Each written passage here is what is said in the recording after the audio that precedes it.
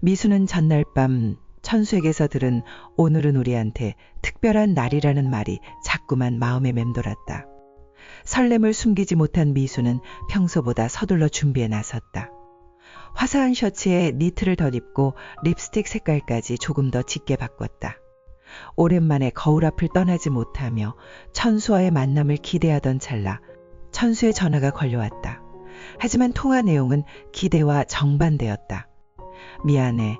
오늘은 약속을 다음으로 미뤄야 할 것 같아. 천수의 목소리는 낯설게 무겁고 힘이 없었고 그 단조로운 어조에는 뭔가 설명하지 못한 사정이 느껴졌다. 미수는 실망스러움을 들키지 않으려 애썼다. 아무것도 준비 안 했어. 괜찮아. 그녀는 그렇게 말하며 웃었지만 전화를 끊고 난 뒤에도 천수의 말투가 머릿속을 맴돌았다. 평소와 달랐던 그 기운이 쉽게 잊히지 않았고 그녀의 불안은 점점 커져만 갔다. 범수에게 슬며시 물어보기도 했지만 그는 아무런 말도 해주지 않았다. 천수에게 뭔가 큰일이 생긴 건 아닐까 하는 불안감에 미수는 밤새 잠을 이루지 못한 채 뒤척였다. 그리고 아침이 밝았을 때 미순의 편의점 문이 조용히 열렸다. 들어선 사람은 하얀 핸드백을 든 여인이었고 익숙한 목소리로 전화를 걸며 물건을 고르기 시작했다. 독수리 술도가라고 아시죠? 상업용 부동산 매물도 취급하시나요? 낯선 듯 자연스러운 말투였지만 미수는 그 목소리의 주인이 누구인지 바로 알아챘다. 천수의 전처 강소연. 오래전 이혼 절차를 마무리하면서도 천수를 끝까지 몰아붙였던 인물이었다. 게다가 자기가 평소 친하게 지내는 동네 부동산 사장과 통화하는 것도 눈치챘다.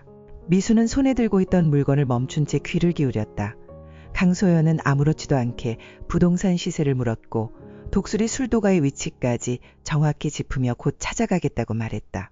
그 순간 미순의 머릿속은 어지러워졌다.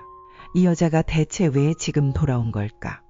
한때 술도가의 땅값을 알아보다 마광숙을 폭행으로 고소까지 하며 천수를 콘으로 몰았던 강소연. 결국 천수가 아끼던 아파트를 팔아 영주의 유학자금을 마련해주고서야 그녀는 떠났었다. 그런 사람이 지금 또다시 술도가를 팔려고 한다. 미수는 고민 끝에 자기가 평소에 잘하는 그 부동산에 전화를 걸었다. 삼촌, 나야.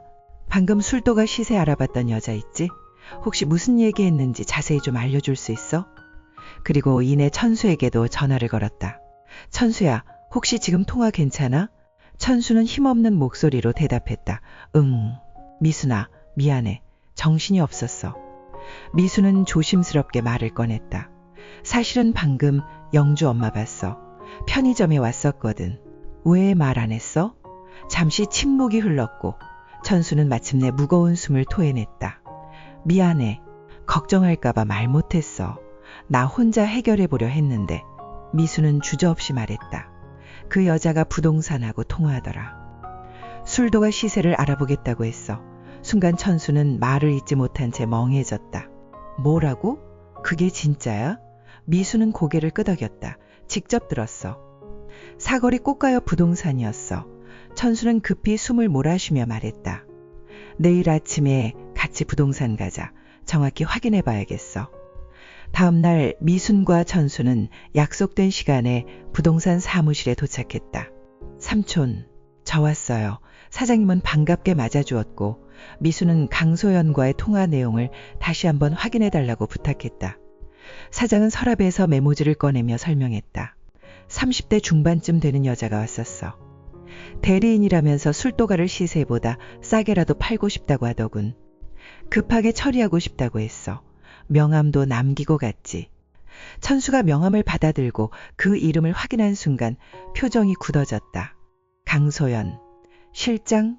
명함엔 강소연의 이름과 전화번호, 독수리 술도가 실장이라는 직함이 적혀 있었다. 충격에 빠진 천수는 그 명함을 광숙에게 직접 보여주기로 결심했다. 광숙은 동석과의 관계를 가족에게 고백한 뒤 흥수의 냉담한 반응에 마음이 무겁게 가라앉은 상태였다. 기대와 현실의 간극에 고개를 숙인 채 밤을 지새우고 있던 광숙의 방에 천수와 미순이 들어섰다. 형수님, 이거 좀 보세요. 천수가 조심스럽게 건넨 명함을 본 광숙은 그대로 얼어붙었다. 이게 뭐예요, 도련님? 저 여자가 왜 술도가 실장이죠? 천수는 고개를 숙이며 말했다. 영주 엄마가 대리인이라며 술도가를 매물로 내놨대요. 광숙은 손에 든 명함을 꼭 쥔 채 자리에서 일어섰다. 그 여자가 감히 내가 그냥 둘 줄 알아요? 분노와 충격이 한꺼번에 밀려온 탓에 그녀는 중심을 잃고 휘청였고 천수와 미순이 급히 그녀를 붙잡았다. 병원으로 옮겨진 광숙은 큰 이상 없이 깨어났지만 마음은 여전히 복잡했다. 이럴 때가 아닌데 그 여자를 막아야 해. 그러나 천수는 단호하게 말했다. 형수님은 푹 쉬세요. 술도가는 우리가 지킬게요. 그날 밤 천수는 술도가 사무실에서 CCTV를 다시 점검했다. 출입문과 서류함을 정면으로 비추는 각도로 새로 설치된 카메라. 하루치 영상도 정상적으로 녹화되고 있었다. 이 정도면 됐어. 어디 한번 해보자. 그 시각 싸구려 모텔방에서 강소연은 불쾌한 얼굴로 전화를 받았다. 매수자요?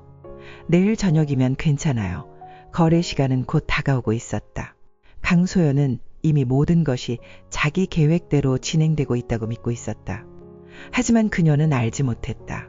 술도가의 CCTV가 바뀌었다는 사실도, 천수가 이미 그녀를 주시하고 있다는 것도. 다음 날 부동산 사무실에서 강소연은 낯익은 목소리와 마주쳤다. 제가 매수자입니다. 바로 한동석이었다. 원래 광숙 씨가 오기로 했는데 대신 제가 왔습니다. 한동석은 매끄럽게 말을 이어가며 계약서와 위임장을 요청했고, 강소연은 그런 한동석을 보고 깜짝 놀라며 말을 잇지 못했고 당황하며 그 자리를 빠져나오려고 했다. 그 순간 문이 열리며 오천수와 미순이 경찰과 함께 들어섰다. 당신이 여길 왜? 놀란 강소연이 말을 잇지 못하는 사이 천수는 준비한 USB를 경찰에게 건넸다. 얼마 전 이 여자가 몰래 술도가 침입해서 서류를 훔치는 장면입니다. 경찰은 강소연에게 절도 및 사문서 위조 행사 혐의로 긴급 체포를 알렸고, 그녀는 그 자리에서 무릎을 꿇고 오열했다. 미안해. 영주 생각해서 한 번만 용서해줘. 본의가 아니었어. 나도 정말 힘들어서. 내가 미쳤었나 봐. 한 번만 용서해줘. 그러나 천수는 눈을 피하지 않았다. 이제 늦었어. 죄값 치러. 그게 영주를 위한 길이야. 그 말과 함께 경찰에 이끌려 나가는 강소연. 그녀의 마지막 외침이 허공에 흩어질 즈음 새로운 위기가 예고 없이 다가오고 있었다.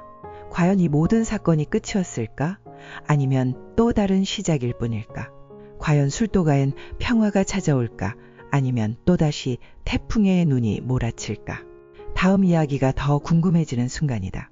구독과 좋아요, 알림 설정으로 다음 회의 충격적 스토리를 절대 놓치지 마세요.